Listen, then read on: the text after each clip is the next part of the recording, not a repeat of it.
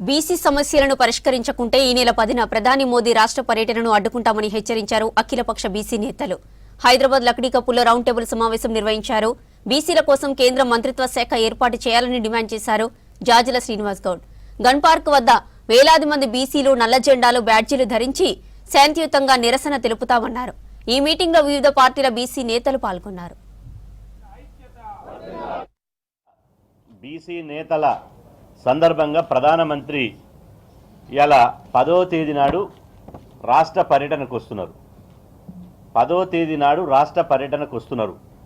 ప్రధానమంత్రి ఈ దేశంలో ఏ రాష్ట్రానికి పోయేటువంటి హక్కు ఉన్నది, మేము స్వాగతిస్తున్నాం.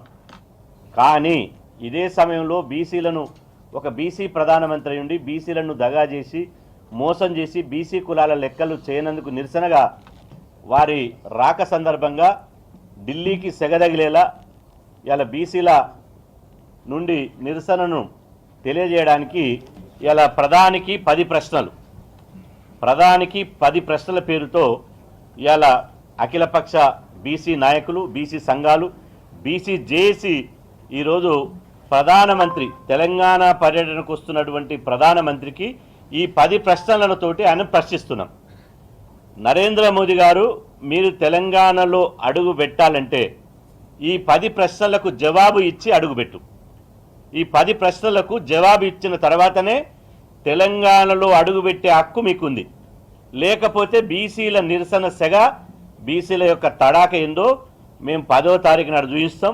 క్యాబినెట్లో తీసుకున్న నిర్ణయాన్ని కూడా వాళ్ళు ఇవాళ మళ్ళీ కులగణన అంశంలో జనగణనలో చేర్చకపోవడం అనేది ఇవాళ సామాజికంగా ఈ దేశంలో ఇలా ఉన్నటువంటి బీసీ జనాభా మీద తమకున్నటువంటి అక్కసు మనకు అర్థమవుతా ఉంది. ఆనాడు వీపీ సింగ్ తీసుకొచ్చినటువంటి మండల్ కమిషన్కు వ్యతిరేకంగా పెద్ద ఎత్తున ఆనాడు కూడా మరి వెనుకకు కొట్టినటువంటి సందర్భం బీజేపీ పార్టీకి ఉంది. దానిలో భాగంగానే ఇలా దేశవ్యాప్తంగా సామాజిక న్యాయం తూటుపడుస్తూ ఈ తెలంగాణ రాష్ట్రానికి ఒకవైపు అన్యాయం చేస్తూ మరొక పక్క మరి దేశంలో అత్యధిక జనాభా ఉన్నటువంటి దాన్ని మరి ఈ సమగ్ర కులగణలా చేర్చకపోవడం అనేది బీజేపీ యొక్క నైజానికి నిదర్శనం. అందువల్ల ఇలా పెద్ద ఎత్తున దేశవ్యాప్తంగా ఈ రాష్ట్రంలో మరి మనం పోరాటాలు సాగించాలి. మరి ఇవాళ మరి నరేంద్ర మోడీ బీసీ అని చెప్పుకున్నటువంటి ప్రధానమంత్రి బీసీల పట్ల చిత్తశుద్ధి లేదు, వారి పార్టీకి లేదని సందర్భంగా గుర్తు చేస్తా ఉన్నాం.